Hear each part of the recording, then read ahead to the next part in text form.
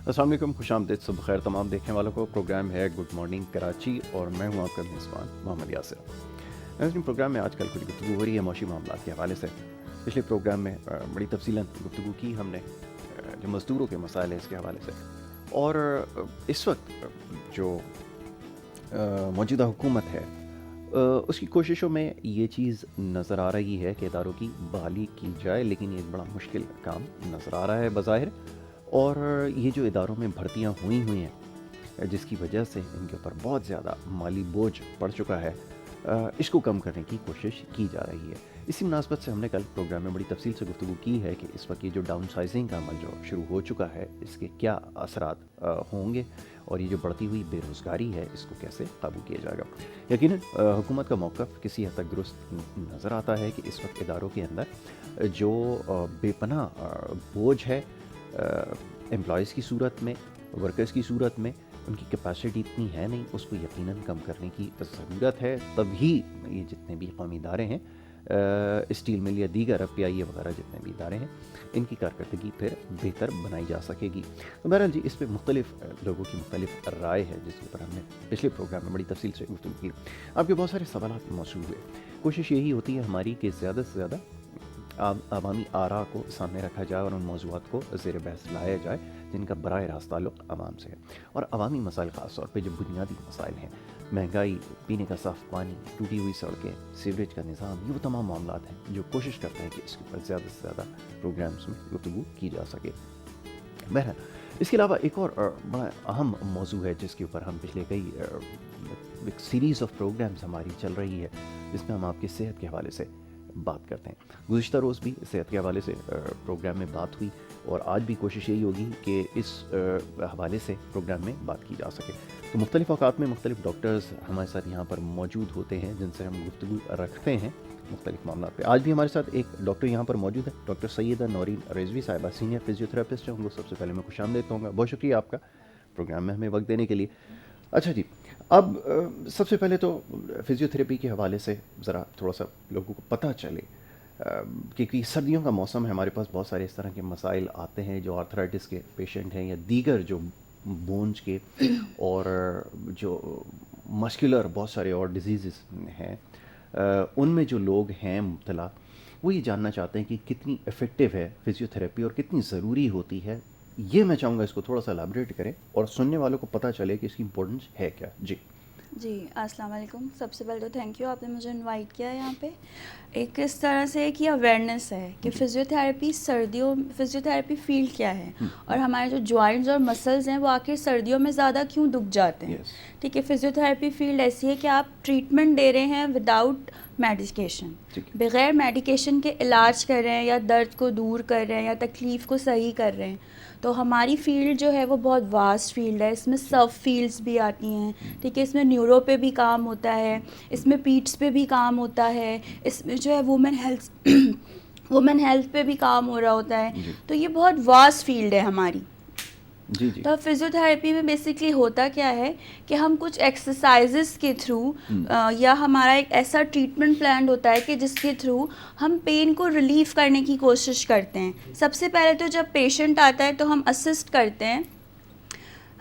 करते हैं पेशेंट को कि आखिर पेशेंट को प्रॉब्लम क्या है। अगर वो हमारे पास नी पेन के साथ आ रहा है तो हम उसकी सारी हिस्ट्री लेते हैं कि उसका टाइप ऑफ जॉब क्या है, उसकी रनिंग एक्टिविटीज़ कैसी हैं, वो चल भी रहा है कि नहीं चल रहा है, एज कंसीडर की जाती है, पास्ट हिस्ट्री कंसीडर की जाती है, कोई RTA मतलब रोड एक्सीडेंट तो नहीं है, कोई फ्रैक्चर तो नहीं हुआ था। सारी चीज़ों को हम एनालाइज करने के बाद अपना एक पर्टिकुलर ट्रीटमेंट प्लान बनाते हैं। उसका पर्टिकुलर टाइम ड्यूरेशन होता है हमारे पास। देन फिर हम उस पर स्टार्ट करते हैं फिज़ियोथेरेपी को। तो ये प्राइमरी हेल्थ केयर है कि अगर आपका एक्सीडेंट हुआ है, ठीक है, और आपके फ्रैक्चर हो गया है तो पेशेंट फिर हमारे पास आता है। तो उस ऑन फ्रैक्चर जिसके फ्रैक्चर लगा हुआ है, कास्ट लगा हुआ है, उसमें भी हम उसका जो है, अगर फ़र्ज़ करें कि एल्बो का या फिर जो है वो शोल्डर जॉइंट पे फ्रैक्चर है तो हम उसकी जो है रिस्ट मूवमेंट्स करवाते हैं जिसके थ्रू जो है कॉन्ट्रैक्चर मतलब बिल्कुल अकड़ ना जाए मसल्स। अब सर्दियों का ये क्या होता है, जब सर्दियाँ आती हैं तो खून की रवानी पहले ही थोड़ी स्लो होती है, इस वजह से कि हम चल फिर कम रहे होते हैं और हम ऐसी चीज़ें खा रहे होते हैं गर्म, जिससे हमारे जो खून में वो चिकनाई की लेयर ज़्यादा बढ़ रही होती है, जिसकी वजह से खून की रवानी भी कम है, फिर हमारी मोबिलिटी भी कम है, मतलब हम चल भी नहीं रहे। तो ऑब्वियस सी बात है फिर हमारे जॉइंट तो दुखेंगे। जब जॉइंट पेन आता है ना, तो जॉइंट्स के साथ लिगामेंट्स और मसल्स भी अटैच होते हैं। तो जब जॉइंट इफेक्ट होता है और जॉइंट इन्फ्लेम, सूज जाता है, सूजन आ जाती है, तो फिर हमारे मस्कुलर पेन होता है ना, थकावट हो रही होती है, दर्द हो रहा होता है, पट्टे अकड़ रहे होते हैं, ऐंठन हो रही होती है, तो बेसिकली हमारी लेस मोबिलिटी की वजह से हो रही होती है। राइट। अच्छा, रिकवरी के हवाले से ये समझना ज़रूरी है, क्या फिजियोथेरेपी से मुकम्मल रिकवरी हो सकती है? बहुत सारी इंजरीज़ के अंदर ऐसा होता है कि बड़ी देर तक ट्रीटमेंट चलती है। लोग ये समझते हैं कि शायद ये एक शॉर्ट टर्म रिलीफ के लिए होता है, लेकिन ये हमारे यहाँ है, वेस्ट में और पूरी दुनिया में फिजियोथेरेपी ही अल्टीमेट इसकी जो है वो ट्रीटमेंट होती है। मैं चाहूँगा इसको भी थोड़ा सा हाईलाइट हाँ, करें। ये बहुत ज़रूरी है अवेयरनेस प्रोवाइड करना। और नेशनल टीवी के थ्रू मैं इसको हमेशा भी यही बोलती हूँ कि हमारे पास कोई मैजिक स्टिक नहीं होती कि आप आए, हमने आपको मैजिक स्टिक किए और एक अच्छा, और सबसे बड़ी जो उससे पहले हमें एक जो डिफ़िकल्टी बोलूँ, प्रॉब्लम बोलूँ, लेस ऑफ अवेयरनेस बोलूँ, ये होता है कि हमारे जो कंसल्टेंट डॉक्टर है, मीन्स जो MBBS डॉक्टर है ना, इस जैसा डॉक्टर, उसने हमें 4 डेज़ की प्रिस्क्रिप्शन लिखी है, फिजियोथेरेपी हम 4 डेज से एक्सीड नहीं करेंगे। तो ये हमें सबसे पहले समझाना कि 4 डे में तो हम आपका जो पेन है उसको रिलीफ करेंगे, उसके बाद हम आपकी रेंज पे काम करेंगे, उसके बाद हम आपकी रीहैब पे काम करेंगे, उसके बाद हम आपकी जो है वो फर्दर आपको होम प्लान बताएंगे, फिर आपको बोलेंगे कि आप ऑल्टरनेट आएँ। तो ये हमें बहुत ज़्यादा मुश्किल फेस करनी पड़ती है कि हमारे कंसल्टेंट डॉक्टर ने हमें 4 दिन बोला है, 1 हफ्ते बोला है, 2 हफ्ते बोला है, जबकि ऐसा नहीं होता। जब पेशेंट हमारे पास आता है और हम असिस्ट करते हैं तो उसको हमें पता चलता है इसको तो 3 मंथ्स कंटिन्यूस आना पड़ेगा, हम उसको कंटिन्यूस हमारी ट्रीटमेंट में रहेगा, सेशंस होंगे, उसकी रीहैब होगी, मतलब वो प्रॉपर हम एक ट्रीटमेंट प्लान बनाते हैं। अब वो शॉर्ट टर्म होता है या वो लॉन्ग टर्म ट्रीटमेंट प्लान करता है, ये डिपेंड करता है पेशेंट की एज पे, उसकी सॉर्ट ऑफ इंजरी क्या है या सॉर्ट ऑफ डिजीज़ क्या है, या वो कितना टॉलरेंस कर सकता है। तो ये सारी चीज़ें जो है वो कंसीडर की जाती हैं। अच्छा, फिजियोथेरेपी हमारे यहाँ एक तो सबसे बड़ा जो मसला होता है वो सोशो इकोनॉमिकल इश्यूज़ ज़्यादा हैं, ठीक है। हम जो हैं वो दैट्स वाई पेरेंट्स मोस्टली तो एल्डरली पीपल्स को नीड होती है। तो ये हो रहा होता है कि एक तो हमारे यहाँ गवर्नमेंट सपोर्ट नहीं है कि अगर आप सर्टन एज पे पहुँच गए हैं, आप जॉब नहीं करते हैं, आपका पेंशन सिस्टम इतना अच्छा नहीं होता, तो अब जो है वो बच्चे ये सोच रहे होते हैं कि हम अपने घर को देखें, पेरेंट्स की मेडिकेशन को देखें, हम अपने बच्चों की स्टडीज़ देखें या पेरेंट्स को फिजियोथेरेपी की तरफ लेके जाएं। तो सारी चीज़ें कंसिडरेबल होती हैं, जिसकी वजह से जो है वो फिजियोथेरेपी को सबसे लीस्ट में रखा जाता है कि दवा खा लेते हैं। हालांकि मेडिकेशंस जो होती हैं उसमें 2 to 3% सिर्फ जो चीज़ होती है वो काम की होती है, बाकी जो 97-98% वो वेस्टेज होता है, जो कि किडनी और लिवर पे जाके डिपॉजिट होता है। एक्स्ट्रा हमारी किडनी वर्क करती है। अब एक डायबिटिक पेशेंट है, उसकी हमें किडनी सेव करनी है, लेकिन मेडिकेशन के थ्रू हम उसकी किडनी को डैमेज कर देते हैं। लेकिन हमारे पास हर चीज़ का ट्रीटमेंट होता है। आप RA के साथ आएँ, ऑस्टियोआर्थराइटिस के साथ आएँ, आप रूमेटिक आर्थराइटिस के साथ आएँ, आप किसी भी ट्रॉमेटिक ब्रेन इंजरी के साथ आ रहे हैं उसका भी रिहैब होता है हमारे पास। आप RTA के साथ आ रहे हैं, आप पोस्ट फ्रैक्चर के साथ आ रहे हैं, मतलब अब आपका फ्रैक्चर हो गया है उसके बाद आप आ रहे हैं, ठीक है। अच्छा, प्री सर्जिकल रिहैब भी होता है, पोस्ट सर्जिकल रिहैब भी होता है। TKR की तरफ जाते हैं। जॉइंट्स की बात हो रही है तो मैं टोटल नी रिप्लेसमेंट की ही बात करूँगी। TKR से पहले ये होता है कि काफ मसल्स को जो है वो स्ट्रॉन्ग करना पड़ता है, क्योंकि जब सर्जरी का प्रोसेस होता है तो ब्लड लॉस होता है एंड ऑल दैट। तो उससे पहले भी जो है वो सर्जन हमारे पास भेजता है। अच्छा, होता क्या है, अब पाकिस्तान में सर्जन डरता है कि अगर हमने फिजियोथेरेपिस्ट के पास भेज दिया और उसने ट्रीट कर दिया, 50 to 40% भी अगर पेन रिलीव हो गया तो मेरी सर्जरी तो फिर नहीं होगी। ऐसी होती हैं कि जिसकी वजह से आपको आपके मसल्स भी स्ट्रांग होते हैं और आपके जॉइंट्स के ऊपर भी उसका फ़र्क पड़ता है और स्ट्रांग हो जाते हैं, और फिजियोथेरेपी के ज़रिए मुमकिन है। मैं भी आगे इसके ऊपर और मज़ीद बात करूँगा। एक और नौरीन चीज़ है, इसको भी ज़रा हाईलाइट करने की ज़रूरत है। यहाँ पाकिस्तान में हमारे जो सिर्फ जब हम डॉक्टर के पास जाते हैं वो दर्द की सूरत में जाते हैं, और पूरी दुनिया में होता ये है कि बहुत सारे लोग बहुत जल्दी इस चीज़ को रियलाइज़ करते हैं कि उनका पोस्चर बैठने का, खड़े होने का ठीक नहीं है। मैंने देखा है कि बहुत सारे लोगों के जो चलने का तरीका है या बैठने का तरीका वो ठीक नहीं होता, जिससे जॉइंट्स पर और लिगमेंट्स पे बहुत ज़्यादा ज़ोर वो कैरी कर रहे होते हैं। और बाय द टाइम वो जब 40 और 40 अबव होते हैं तो उसके बाद फिर वो सीवियर पेन बनता है। तो ये रियलाइजेशन नहीं है। ऐसे केसेस आ रहे हैं पाकिस्तान में, शायद लोगों को इतनी समझ बिल्कुल। आ गई है कि अब कि हमें पोस्चर ठीक करना है, क्योंकि फिजियो बड़ा इफेक्टिव होता है, क्योंकि यहाँ पर जो हमारा स्ट्रक्चर है हमें नहीं पता कि हमें किस तरह उसको होल्ड करना है, मेंटेन कैसे रखना है। इसको चाहूँगा आजकल यंग जो हमारी यूथ है या जो टीनेजर्स हैं या फिर जो यंग जनरेशन है ना, उसको अपना ख्याल बहुत ज़्यादा हो गया है। Yes. क्योंकि वो अपने पेरेंट्स को, अपनी सोसाइटी को देख रहे हैं कि निग्लेक्शन के बाद जब हमने अपने आप को निग्लेक्ट किया तो उसके बाद वो किस हद तक बीमार हो गए। अब बहुत से ऐसे पेशेंट आते हैं कि जिनको ऑफिस वर्क करने की वजह से, ओवर ऑफिस वर्क, ठीक है, उसकी वजह से उनको ये होता है कि बैक इंजरीज, बैक पेन हो जाता है और फिर वो इंजरी में कन्वर्ट हो जाता है। जी, ठीक है, इसी तरह से क्या हो रहा होता है कि सर्वाइकल इश्यूज बहुत ज़्यादा आ रहे होते हैं जो कंटिन्यूस अब यूज़ कर रहे होते हैं ना, कंप्यूटर का, लैपटॉप का, और थोड़ा सा भी उसके साथ अब जब हम अपना मस्कुलर वर्क भी कर रहे हैं और थोड़ी सी टेंशन भी हमारे पास आ जाए तो सर्वाइकल इश्यूज़ के साथ बहुत, इवन कोरोना में, ड्यूरिंग कोरोना जितना भी टाइम पीरियड गुजरा है, बहुत वर्स गुजरा है, उसमें मेरे पास ज़्यादातर पेशेंट सर्वाइकल इश्यूज़ के साथ ही आए हैं। टेंशन प्लस ओवर वर्क का लोड, हैक्टिकनेस, उससे सर्वाइकल इश्यूज क्रिएट होते हैं। तो यूथ अब हमारी थोड़ी बहुत, जिसे कहते हैं, उन्हें अवेयरनेस आनी शुरू हुई है कि नहीं, अब हम बजाय इंजरी की तरफ जाने के हम अभी ही अपने पेन को मैनेज करवा लें तो वो ज़्यादा अच्छा रहेगा। ठीक है। अच्छा, ये बड़ी इंपॉर्टेंट बात आपने की है। ज़रा इसके ऊपर और मज़ीद गुफ्तगू कर लेते हैं, क्योंकि दो ऐसे इश्यूज़ हैं जिसकी सबसे ज़्यादा हमारे पास जो है वो क्वेरीज आती हैं, ज़्यादा क्वेश्चंस आते हैं, लोग जानना चाहते हैं। एक सर्वाइकल के हवाले से और एक नी रिप्लेसमेंट के हवाले से, जिसके ऊपर अभी हमने बात की है। तो इसको थोड़ा सा डिस्कस कर लेते हैं। और ये बताइए, ये नी रिप्लेसमेंट आजकल एक अल्टीमेट ट्रीटमेंट बन गई है, यानी कि जहाँ किसी के नीज़ में थोड़ा सा ज़्यादा जो एज वाले लोग होते हैं उनको फ़ौरन से रिप्लेसमेंट का कह दिया जाता है। और क्या जो बड़ी एज है उसमें रिकवरी के चांसेस होते हैं अगर कोई सर्टन मूवमेंट हो, या कोई हाइपर एक्सटेंशन मूवमेंट अगर फ्रीक्वेंटली करें, रैंडमली अगर उसको करें, तो आपके नीज़ को बचाया जा सकता है, या फिर ये जो रिप्लेसमेंट का जो प्रोसेस है इसको डिले कर सकते हैं?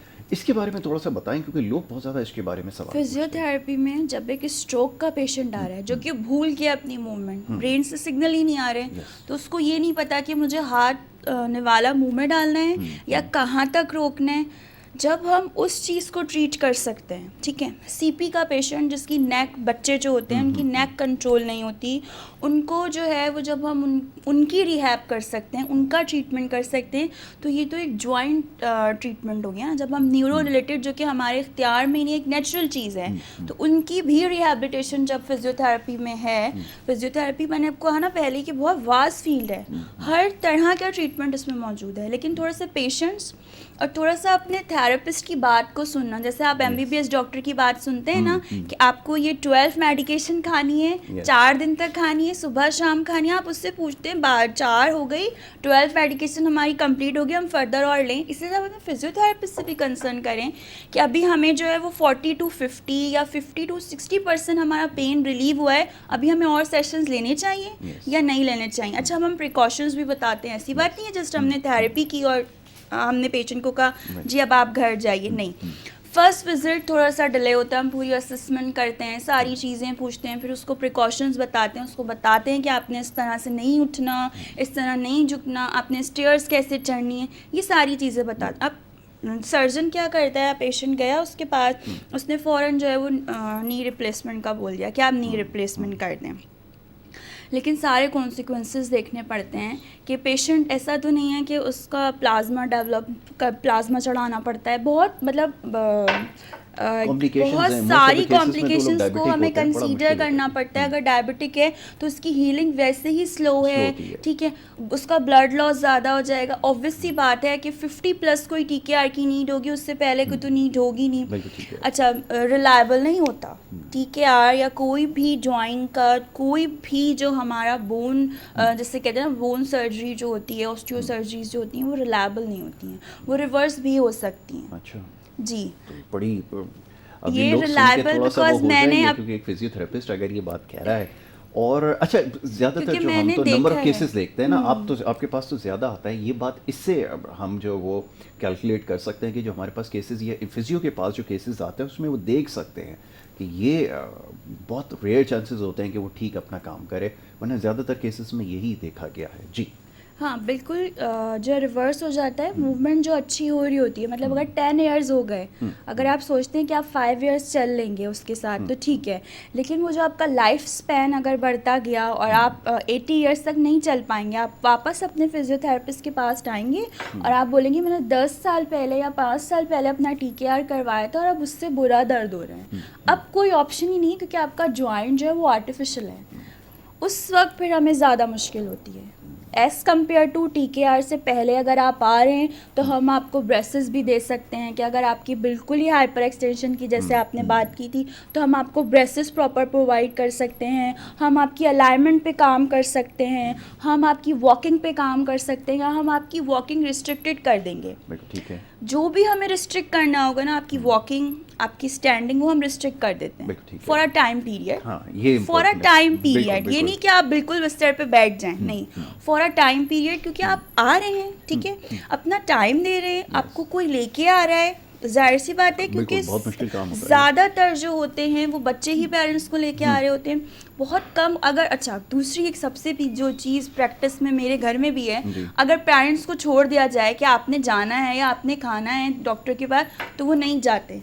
तो मोस्टली यही हो रहा होता है कि हमें पेरेंट्स को लेके जाना पड़ता है, तो 2 लोगों का टाइम मैनेज करना, सारी चीज़ें, तो हम पेशेंट को पहले ही कहते हैं कि देखिए आप यहाँ पे कर रहे हैं, आप टाइम निकाल के आ रहे हैं, तो हम आपको जो प्रिकॉशंस बता रहे हैं वो आपको फॉलो करनी है। तो हम असिस्ट भी करते हैं पेशेंट को, काउंसलिंग भी कर रहे होते हैं।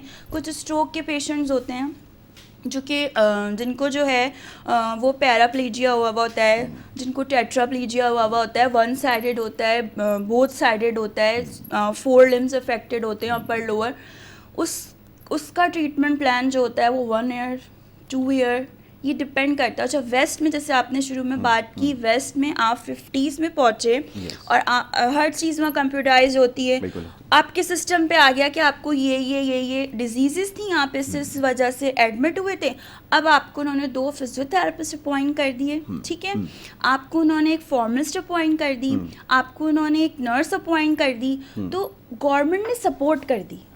हमारे यहाँ इस तरह की कोई भी सपोर्ट नहीं है, जिसकी वजह से बहुत निगलेंसी हो जाती है। बिल्कुल ठीक है। अच्छा, अब 2 तरह के केसेस ज़्यादा नज़र आते हैं। अब पाकिस्तान में हम देख रहे हैं कि ये जो जॉइंट्स है, नी जॉइंट है, इसके केसेस ज़्यादा आ रहा है। पहले ये होता था कि जो लोअर बैक और जो बैक का इशू होता था, ये ज़्यादा हुआ करता था। अब ये कम हो गया है, जॉइंट्स, नी जॉइंट के ऊपर ज़्यादा वो केसेस आ रहा है। इसकी क्या वजह समझ में आती है?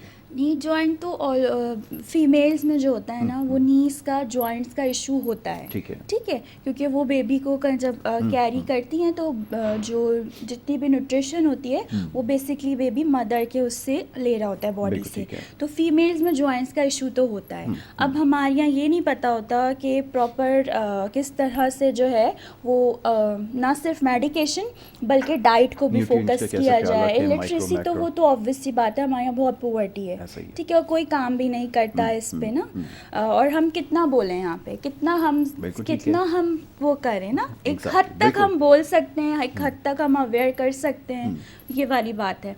तो अब होता क्या है कि नहीं पता कि आपको विटामिन डी भी लेना है, आपको ओमेगा 3 भी लेना है, आपने फैटी एसिड्स भी अपनी डाइट में कंज्यूम करने हैं, उनको इनटेक करना है, ये सारी चीज़ें नहीं पता होती कि हमें कौन से मिनरल्स खाने हैं, क्या। हमारी जो यूथ है, ना सिर्फ यूथ, अब थोड़े से बड़े एज ग्रुप के लोग हैं, वो भी जंक फूड और बाहर के खानों की तरफ बहुत तेज़ी से जा रहे हैं, जिसका असर जो होता है वो ब्लड में होता है। ब्लड में प्लाक डिपॉजिट होगा, मूवमेंट मुश्किल होगी, जब ब्लड जो है सर्कुलेट करने में मुश्किल होगा तो वो प्रॉपर जॉइंट्स तक नहीं पहुंचेगा, जाहिर सी बात है इन्फ्लेमेशन होगी और पेन।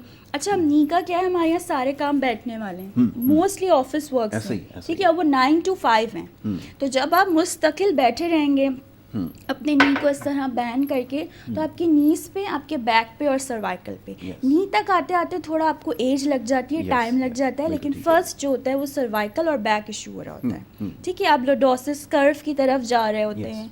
ठीक है, तो वो सारी चीज़ें हमें फिर कंसीडर करनी करती है अगर पेशेंट आ जाए luckily.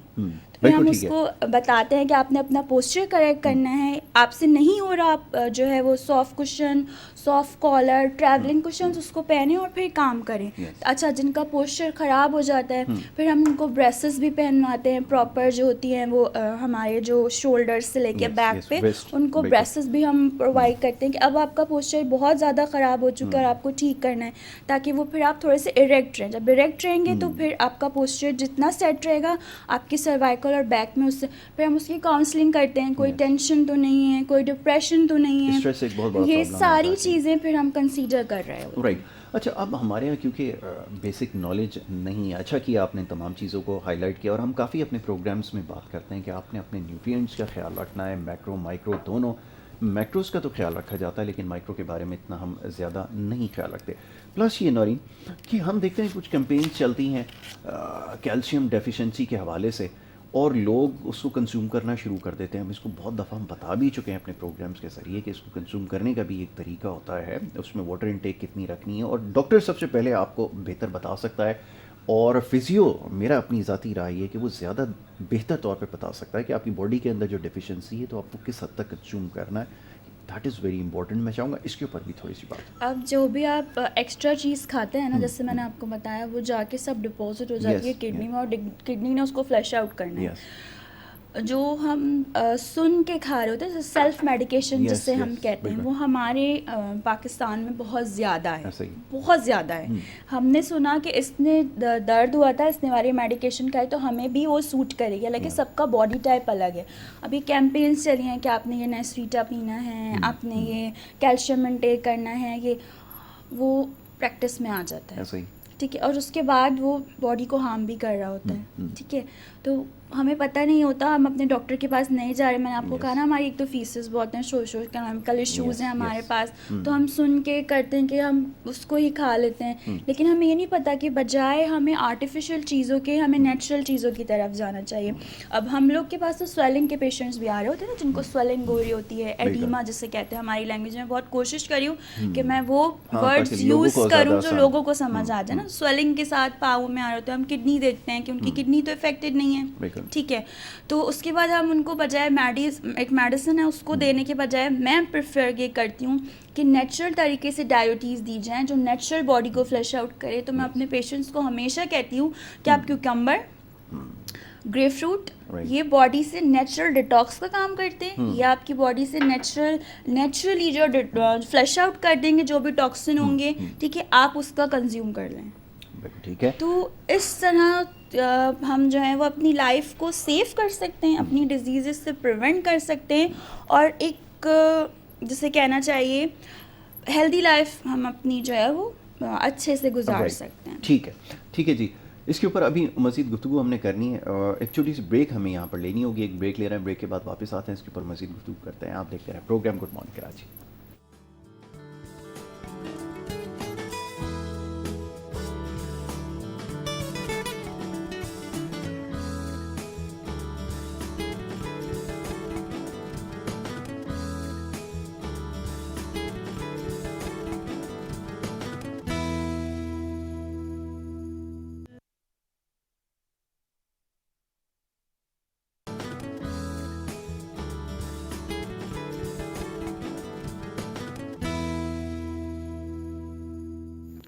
Welcome back once again. आप देख रहे हैं programme good morning Karachi. Break पे जाने से पहले हमारी गुफ्तगू हो रही थी कुछ फिजियोथेरेपी के हवाले से, जो ट्रीटमेंट कैसे काम करती है।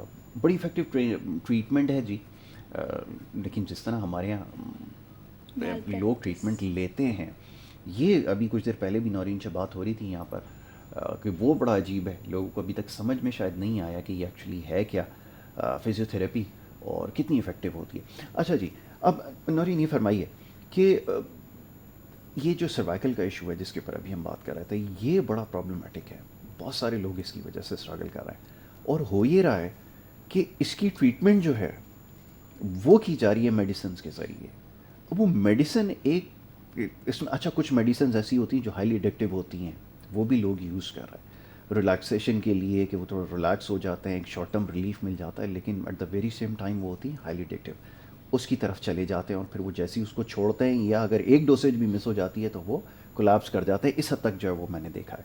तो ये ज़रा बताइए कि इसकी ट्रीटमेंट कैसे होती है सर्वाइकल की खास तौर पे? अब आपने मेडिकेशन की बात की, तो जितने भी एंसर्स हैं ना, कि जितनी भी पेन किलर मेडिकेशंस हैं, वो बेसिकली अल्सरेशन कॉज करती हैं, एपिगैस्ट्रिक पेन कॉज करती हैं। जितनी रिलैक्सेंट मसल रिलैक्सेंट भी हमारे पास आ रही है ना, वो भी जो देखा गया है कि वो एपिगैस्ट्रिक इश्यूज कॉज कर रही हैं। सर्वाइकल जो है, अगर ये आपका वर्स्ट हो जाए, मतलब बहुत बुरा हो जाए, तो आपको डिजीनेस, चक्कर आएगा, आपको नौजिया, घबराहट होगी, और कुछ केसेस में देखा गया है गैग रिफ्लेक्स, जो उक्काई आती है ना, उल्टी नहीं आ रही, उक्काई, आपको बैठे बैठे उक्काई आएगी। ठीक है, तो अगर सर्वाइकल वर्स चला जाए, तो आप अगर इस तरह बैठे हैं ना, आपने ज़रा सा सर मूव किया तो आपको ऐसा लगेगा पूरा रूम घूम गया है। ठीक है, चलने पे भी आपको चक्कर आ सकता है, आप खड़े होंगे आपको चक्कर आएगा। मतलब सर्वाइकल को वर्स्ट होने ही मत दें। जहाँ आपको ज़रा सा भी अपने शोल्डर पे हैवीनेस फील हो रहा हो, आप फ़ौरन फिजियोथेरेपिस्ट से कंसल्ट करें। अच्छा, एक और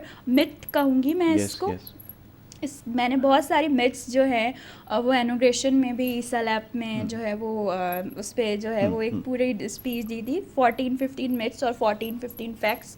मिथ ये है कि हम जो है वो पहले जाके अपने कंसल्टेंट MBBS डॉक्टर से लिखवा के लाएंगे तो ही ट्रीटमेंट हो सकता है। नहीं, आप डायरेक्ट भी फिजियोथेरेपिस्ट के पास आ सकते हैं, because we are qualified doctor now. ठीक है, हमारी कोई मैल प्रैक्टिस नहीं होती, क्योंकि जब हम 5 साल पढ़ रहे होते हैं, उसके बाद 1 साल हाउस जॉब कर रहे होते हैं, तो हम मैल प्रैक्टिस में बिल्कुल नहीं होते हैं। ठीक है, तो टेक्नीशियंस जो है वो हमारी फील्ड में, उन्होंने हमारी फील्ड बहुत ख़राब कर दी। अगर मैं बिल्कुल ले मैन बोलूँ ना, आम आदमी की ज़बान, हमारी फील्ड बिल्कुल उन्होंने ख़राब कर दी है। तो आप कोशिश करें कि बजाय इसके कि आप किसी एक मेल प्रैक्टिशनर्स के पास जा रहे हैं, आप एक प्रॉपर फिजियोथेरेपिस्ट डॉक्टर के पास जाएं, बिकॉज सर्वाइकल जॉइंट्स जितने भी होते हैं हमारे, अगर बैक इशू हो रहा है, आपको लंबर इशू हो रहा है, या अगर आप लॉर्डोटिक, मतलब आप एक झुकने की तरफ आ रहे हैं, ठीक है, तो आप उसको उसी वक्त क्योर कर लें। आपको ज़रा सा भी नी में इशू हो रहा है, नी पेन हो रहा है, आप फ़ौरन सबसे पहले तो देखें अपनी जो है वो पैथोलॉजी इन्वेस्टिगेशन करवा के विटामिन डी तो कम नहीं आ रहा, या आपके मिनरल डेफिशिएंसी तो नहीं हो रही, या आपकी डाइट में कुछ ऐसी चीज़ तो नहीं है। स्मोकिंग और अल्कोहल कंजप्शन ये जॉइंट पेन को बढ़ाती है। आप अपनी एक्सरसाइज करें। अच्छा, अब आप अपना टाइम नहीं दे सकते कि आप प्रॉपर 1 घंटा जिम जाएं, तो आपको जो भी टाइम सुबह में मिल रहा है, शाम में मिल रहा है, आप, हमारे पास इतना मोबाइल अच्छा भी है और बुरा भी है, तो आप इस पर सर्च करें कि आप अपने ही रूम में, अपने ऑफिस ब्रेक में, आप किस तरह से, या अगर आप हाउसवाइफ हैं, उसको आप 15 मिनट्स की इफ़ेक्टिव एक्सरसाइजेस करके अपने आप को कैसे हेल्दी रख सकते हैं। और जंक फूड्स को प्लीज़ अवॉइड करें, सर्दियों में ख़ासकर, बिकॉज इससे भी जॉइंट इन्फ्लेम्ड हो जाता है और फिर बहुत प्रॉब्लमेटिक हो जाता है। अच्छा, अब एक चीज़ और अभी आपने हाईलाइट की है, आपने वॉक करने के बारे में। जैसे हम देखते हैं अक्सर लोग वज़न कम करने के लिए वॉक करने निकल पड़ते हैं, और फिर वो वॉक इतनी लंबी हो जाती है। या मैं आजकल देख रहा था, कुछ हमारे दोस्त हैं, उनको बड़ा शौक़ है साइकिलिंग का, वो आजकल बड़ा, आपको पता है कि एक ट्रेंड चल निकला है, तो वो 50-50 किलोमीटर जो है माशाल्लाह साइकिलिंग हो रही है। अब ये समझाना लोगों को बड़ा मुश्किल है कि इससे आपकी नीज़ के ऊपर क्या इफ़ेक्ट होगा, आपके एंकल बोन के ऊपर क्या प्रेशर होगा। और लोग ख़ासतौर पे मैंने देखा है कि सुबह के वक्त ट्रैक्स के ऊपर जा रहे होते हैं, वो हार्ड सरफेस होती है, उसके ऊपर जो है वो वॉक कर रहे होते हैं, तो होता ये कि इवेंचुअली उनके जो एंकल बोन्स होते हैं ये इतने इतने स्वेल हुए हुए हैं, लेकिन उनको अंदाज़ा नहीं हो पा रहा, और फिर उनके जॉइंट्स पे बड़ा ज़ोर पड़ता है। तो ये भी तो अभी पाकिस्तान में लोगों को समझाना है कि अगर आपने वॉक करनी है तो सरफेस ऐसी होनी चाहिए कि जहाँ पर आपका पैर लैंड सही तरीके से कर सके। ऊंची नीची सरफेसेस के ऊपर घंटों वॉक कर रहे हैं, आपके पास ऐसे केसेस आ रहे हैं? बिल्कुल आते हैं, और मैंने कहा ना लैक ऑफ अवेयरनेस है। आपने सरफेस की बात की, सरफेस तो आता है सेकेंडरी में, तो प्राइमरी जो आता है ना वो आपका शू आता है। जब हमारे पास पेशेंट आते हैं ना, हम सबसे पहले उससे पूछते हैं आप हील्स तो नहीं पहनते, फीमेल हैं तो, या हम उससे जो अगर मेल आता है तो आप प्लीज़ एक शू ले लें, उस पर थोड़े से पैसे खर्च कर लें, या आप उसमें शू सोल रख लें, ठीक है, हील कुशन रख लें। सबसे पहले जो आता है ना वो फुट केयर आती है। ठीक है, तो आपके पास जब तक आपका फुट ही जो है वो दुख रहा होगा, या फैशन के चक्कर में हम बहुत ज़्यादा अपना तबाही की तरफ पहुंच चुके हैं, ऐसा ही है। तो सबसे पहले तो हमें अपना फुट का, अपने शू का ध्यान रखना है कि हमने जॉगर पहनना है या अगर हमने कोई ऐसा शू पहना है तो वो सॉफ्ट हो कि हमारा पाँव उसमें कंफर्टेबल होगा, तो हम प्रॉपर स्टेप, अच्छा वॉक ये नहीं है कि आप वॉक करें तो आपकी नॉर्मल रूटीन की वॉक है, वो नहीं होती, थोड़ी सी तेज़ वॉक करते हैं, ठीक है, और हम थोड़ी सी तेज़ वॉक करते हैं, और दूसरा जो हमारे स्टेप्स होते हैं वो थोड़ा आगे करके रखते हैं।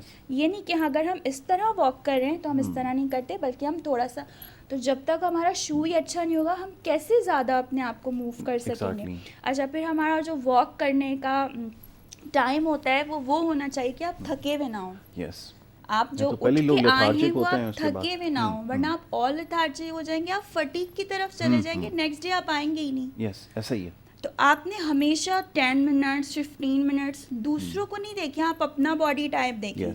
इसी तरह से जब मैं उनको प्रिवेंशन पेशेंट्स को बताती हूँ, बोले हम तो फिर लोग कहेंगे अभी से आप बूढ़े हो गए, फीमेल्स में मोस्ट कॉमन। मैंने कहा आपको अपने आप को लेके चलना है, अपनी फैमिली को लेके चलना है, अपनी हेल्थ को लेके चलना है। कोई आपके बारे में क्या सोच रहा है आप उसको नहीं देखेंगे। बिल्कुल ठीक है। तो सबसे पहले ये कंसीडर हमें करना है। अब रोड्स हमारे पास तो बहुत बुरा हाल है, सर्वाइकल इशू जो आता है ना, जो हम गाड़ी में बार बार हमें जर्म्स लगती हैं, उनसे भी बहुत हो जाता है। बैक इश्यूज उनसे भी बहुत ज़्यादा हो जाते हैं। अच्छा, हमारे यहाँ बायोमैकेनिक्स के अकॉर्डिंग तो गाड़ियाँ बनती नहीं बनती, ठीक है, तो वो जो ड्राइवर्स होते हैं या जिनकी बहुत ज़्यादा ट्रैवलिंग होती है उनको भी बैक और सर्वाइकल इश्यूज आ रहे होते हैं। बायोमैकेनिक्स ये कहती है कि अगर आपको किसी लंबे सफ़र पे जाना है तो आपकी गाड़ी ऐसी होनी चाहिए कि जो आपका लोअर पोर्शन है ना, आपका जो हिप का रीजन है, आपका बैक का, वो थोड़ा सा नीचे की तरफ हो और आपके जो नीज़ हैं वो थोड़े से बाहर की तरफ निकले हुए हो, मतलब टिल्टेड आपकी सीट हो। लेकिन हमारी स्ट्रेट सीट होती है, टिल्टेड सीट नहीं होती है, ठीक है, तो वो भी कॉज करती है।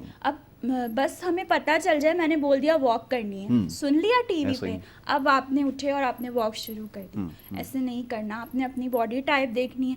साइकिलिंग का जो आपने बोला, अच्छा, क्योंकि मैं स्टेप बाय स्टेप आऊँगी ना, पहले वॉक और उसके बाद, ठीक है। तो अब साइकिलिंग का बोला, तो साइकिलिंग जब स्टार्ट करते हैं ना तो थाइज़ में बहुत पेन हो रहा होता है हमारे, ठीक है, हैमस्ट्रिंग हमारे पेन कर रहे होते हैं, काफ मसल्स हमारे पेन कर रहे होते हैं। उसके बाद जब ऊपर से पेन शुरू होगा तो एंकल डेफिनेटली इफेक्ट होगा। हमारी पूरा जो बॉडी स्ट्रक्चर होता है, जो सिर्फ बैक पेन की वजह से नी पेन हो रहा होता है या नी पेन की वजह से, क्योंकि ये इंटरलिंक्ड है, ठीक है। जब आपकी बैक में पेन है तो आप थोड़ा सा झुक जाएंगे, जब आप झुकेंगे आपके नीज थोड़े से अपार्ट हो जाएंगे, तो अब आपकी एक तकलीफ के साथ आप दो तकलीफें कर देंगे। इसीलिए आप फौरन कंसीडर करें कि आप अपने आप को ट्रीट करवाएं, ठीक है। एंकल्स का जो मसला होता है ना, उसकी वजह से क्या होता है, अगर एंकल कोई लिगामेंट इंजरी हो गई है या कोई जिसे कहते हैं मोच आ गई, स्प्रेन हो गया है या जस्ट स्वेल हुआ है, तो हम ट्रीट नहीं करवाएंगे, हम अपने आप को रिस्ट्रिक्टेड मूवमेंट कर लेंगे, हम एक जगह पे हो जाएंगे। उससे हम क्या करेंगे, वेट भी गेन कर लेंगे, लेस मोबिलिटी भी हो गई, वो वर्सन की तरफ चला जाता है क्योंकि हमारे पास बिल्कुल अवेयरनेस नहीं है। अच्छा, अगर अब जैसे एक पेशेंट है, वो एक तो ओबेस है, काफ़ी मोटी है, ठीक है, उसके बाद जो है उनके स्वेलिंग भी हुई भी, मतलब उनको किडनी इशू भी है, तो उनकी नेबर ने कहा फिजियोथेरेपी मत करवाना, तुम्हें नुकसान और हो जाएगा। देखो तुम 10 दिन से करवाई हो, दर्द कम हुआ, उनकी बॉडी को एक्सेप्ट करने में एटलीस्ट 1 मंथ लगेगा तो उनका दर्द कम होगा। अब उन्होंने नेबर की बात सुन ली, वाकई में 10 दिन पे कर रही हूँ, मुझे कोई फ़र्क नहीं पड़ा, अब मुझे नहीं करवाना। तो प्लीज़ आप लोग इस तरह से नहीं करें, आप जो है वो बात अच्छा, सुने, ये हमेशा हम हाईलाइट करते हैं, कोई भी आप तरीका इलाज अपनाते हैं ना, आपको सबसे पहले कंसिस्टेंट होने की ज़रूरत होती है। होता ये यहाँ पर कि 3 दिन 4 दिन ट्रीटमेंट कराने के बाद एक लंबा गैप, और फिर उसके बाद दोबारा आते हैं। वो चाहते हैं कि वहाँ से जहाँ से सिलसिला ख़त्म हो दोबारा से शुरू हो, और रिकवरी, ऐसी रिकवरी हो सकती है, ये ज़रा समझाएं। मैं 9 मंथ से कैंसर पेशेंट डील कर रही हूँ, ठीक है, और क्या कहते हैं, अब वो चलने भी लगी है, वो 94 प्लस उनकी एज है, ठीक है, वो करण पीठ पगाड़ा की मदर है, ठीक है। अच्छा, उनको तो खैर ना सोशो इकोनॉमिकल इशू है, अवेयरनेस भी है उनके पास, उनको कोई मसला नहीं है, ठीक है, आप किसी भी वक्त आए, बस उनको ये है कि आपको ट्रीटमेंट मिल रहा है, घर पे मिल रहा है आपको ट्रीटमेंट। तो वो अब 9 मंथ्स के बाद चलने भी लगी, इवन चलना ऐसा कि वो खुद से उठ के, और वो कैंसर पेशेंट है और इतना वर्स्ट कैंसर है कि वो स्प्रेड हुआ है पूरी बॉडी, बहुत मुश्किल होता है, ठीक है, बहुत ज़्यादा डिफिकल्ट। एक तो उनकी विल पावर भी बहुत अच्छी है माशाल्लाह से, दूसरा वो समझती हैं, कहती हैं उनके जो घर वाले हैं, जो उनकी बहुएं वगैरह हैं, वो ये कहती हैं आपके ऊपर है, आप हमें बताएं, आपको पता है हमें नहीं पता, ये बहुत अच्छी चीज़ है, ठीक है। इसी तरह से मेरे एक पार्किंसंस के पेशेंट हैं, वो 7 मंथ्स बाद अब खड़े होने शुरू हुए अच्छा। हैं। और वो बड़ी मुश्किल से, उनका इतना मुश्किल था कि वो 2 कदम पे वॉशरूम भी नहीं जा पा रही थी। अब वो तो वो टिल्टेड हैं, नीज उनकी अपार्ट हैं, लेकिन एटलीस्ट वो खड़ी तो हुई हैं। टाइम टेकन होता है, पेशेंस चाहिए फिजियोथेरेपी। बिल्कुल ठीक। हमारी जो ट्रीटमेंट है वो स्लो है, लेकिन प्रोग्रेस 60 to 70% है विदाउट मेडिकेशन। जो आपका इशू है, जो आपकी डिजीज़ है, जो आपका डिसऑर्डर है, वही ट्रीट होगा। और आपको उसके साइड इफ़ेक्ट्स, कोई साइड इफ़ेक्ट्स, स्वेलिंग नहीं है, Yes. पेन एक्स्ट्रा नहीं होता, बदन नहीं दुखता, Right. हम कुछ तोड़ फोड़ और नहीं करते। लोग ये समझते हैं कि कोई बड़ी हाँ, रेडिकल ट्रीटमेंट दी अच्छा, जाती है जिसकी नहीं करते। जैसे अब मुझे देख के पेशेंट्स के अटेंडेंट डर जाते हैं कहीं ऐसा ना हो मम्मी पहले ही हमारी इतनी कमज़ोर हैं, आप उनको और इंजरी कर दें।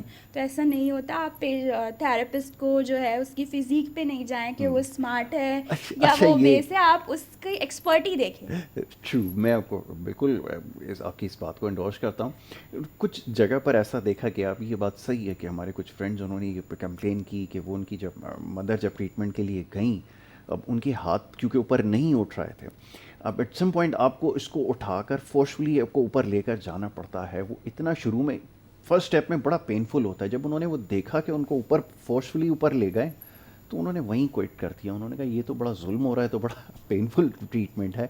ये भी होता होगा ये? बिल्कुल होता है, क्योंकि रेंज पे काम हो रहा होता है ना, ठीक है। अब आपकी रेंज नहीं है, ठीक। फर्स्ट करें कि मेरे रिस्ट्रिक्टेड रेंज है या मुझे फ्रोजन शोल्डर है। फ्रोजन शोल्डर में उठेगा ही नहीं हाथ, बैक पे भी नहीं जाएगा। तो जब मुश्किल से उठवाया जाएगा तो फिर आपकी जो है फर्दर मूवमेंट को रिस्ट्रिक्ट करके, देखिए यहाँ पे, वरना मैं आपको एक्सप्लेन भी कर देती, कोई मॉडल नहीं है, आप किस तरह से हम हाथ ऊपर उठाते हैं। राइट। तो वो रेंज पे काम हो रहा होता है। बिल्कुल ठीक है। हम उसका बुरा नहीं चाह रहे होते पेशेंट का, हम उसकी रेंज पे काम करते हैं। बिल्कुल ठीक ये है। बात होती है। अच्छा जी, अब वैसे तो बहुत सारे टॉपिक्स हैं, लेकिन जल्दी जल्दी इसलिए कर लेते हैं क्योंकि जो सुनने वाले हैं वो इस बारे में सवाल करते हैं। फिर आर्थराइटिस का एक मसला, फिर सर्दियों में वैसे बड़ा मुश्किल होता है, और सर्दियों में एक नॉर्मल आदमी के साथ भी अगर पुरानी इंजरीज होती हैं, उधर बड़ा पेन हो रहा होता है। कैसे रिलीफ मिल सकता है, और सेशन आफ्टर सेशन ही इसकी ट्रीटमेंट है, या इन सेशंस को प्रोलॉन्ग किया जा सकता है, एक रिलीफ मिल सकता है? क्योंकि इसको कम्प्लीटली तो ट्रीटमेंट अभी तक ऐसी कोई वो नहीं आई है कि इसको ट्रीट किया जाए। क्या आप समझती हैं? अगर आप फुल प्रोटोकॉल्स फॉलो कर रहे हैं, मतलब जो आपको आपका फिजियोथेरेपिस्ट बता रहा है, आप उसको फॉलो कर रहे हैं। पहले तो एक ही ट्रीटमेंट ना हम 2 महीने तक लगातार नहीं कर सकते, क्योंकि ये बॉडी का नेचुरल फिनोमेना है कि कुछ भी चीज़ अगर डेली हो रही हो तो वो यूज टू हो जाएगी और फिर वो इफेक्टिव नहीं रहेगी। तो अगर फर्स्ट विजिट हमारे पास पेशेंट का है और हमने पेशेंट की सारी एनालाइज किया, उसको असिस्ट किया और देखा कि इसको 3 वीक्स जो है स्टार्टिंग में, तो 3 वीक्स के बाद हम उसको ऑल्टरनेट डे, एक दिन छोड़ के लाएंगे। उसके बाद उसको ट्वाइस अ वीक करेंगे, उसको थ्राइस अ वीक करेंगे, फिर कंटिन्यूस 1 वीक करेंगे। ये हम मोड ऑफ ट्रीटमेंट अपना चेंज करते रहेंगे। अगर हम अच्छा, दूसरा हम एक्सरसाइजेस भी चेंज करेंगे।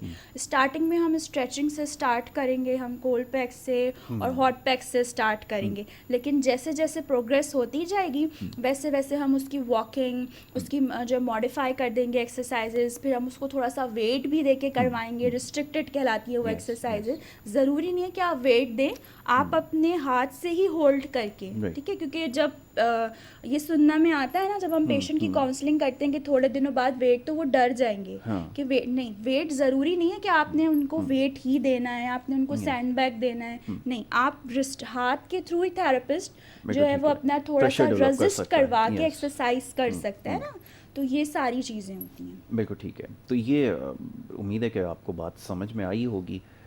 कोशिश की डॉक्टर नौरीन ने कि आपको जो है वो एक्सप्लेन कर सकें, और ट्रीटमेंट है क्या, किस तरह काम करती है, इसमें पेशेंस रखने होते हैं और समझने की ज़रूरत है। और हमेशा ये बात कही जाती है कि आपकी प्रायोरिटी में होना चाहिए कि जैसे अगर किसी को मस्कल या बोन इंजरी हुई है तो पहले जाकर वो फिजियोथेरेपिस्ट से रब्ता करे, बजाय इसके कि वो एक डॉक्टर जनरल फिजिशियन के पास जाए, वो उसको मेडिसिन लिख कर दे, फिर उसको प्रिस्क्राइब करे। तो उससे बेहतर ये कि आप इनके पास डायरेक्टली जा सकते हैं, जैसा भी हमने गुफ्तगू में ये बात सामने आई है। वेल, नौरीन रिजवी साहब, thank you so very much, बहुत शुक्रिया कि आपने प्रोग्राम में वक्त दिया। और बहुत सारे सवालों के जवाब सुनने वालों को मिल गए होंगे और बहुत सारी इंशाल्लाह क्वेरीज आएंगी, तो नेक्स्ट टाइम जब प्रोग्राम करेंगे तो ज़रूर आपसे जो वो डिस्कस करेंगे। और बोन से रिलेटेड ख़ास तौर पे बहुत प्रॉब्लम्स होती हैं लोगों को, तो बहुत सारे सवालात हमें आते रहते हैं। इंशाल्लाह नेक्स्ट टाइम ज़रूर इसके ऊपर बात करेंगे। Thank you so very much. नाज़रीन, ये हमारा पहला सेगमेंट था और आज हमने कुछ बात की फिजियोथेरेपी के हवाले से, और उम्मीद है कि आपको बहुत सारी चीज़ों के बारे में समझ आई होगी। तो इसके हवाले से अगर कोई सवालात वगैरह हैं तो आप ज़रूर भेजिएगा। इंशाल्लाह नेक्स्ट टाइम ज़रूर इसके ऊपर बात करेंगे। एक ब्रेक की तरफ जा रहा हूँ, ब्रेक से जब वापस आऊँगा तो दूसरे सेगमेंट की तरफ चलेंगे। आप देखते रहें प्रोग्राम गुड मॉर्निंग कराची।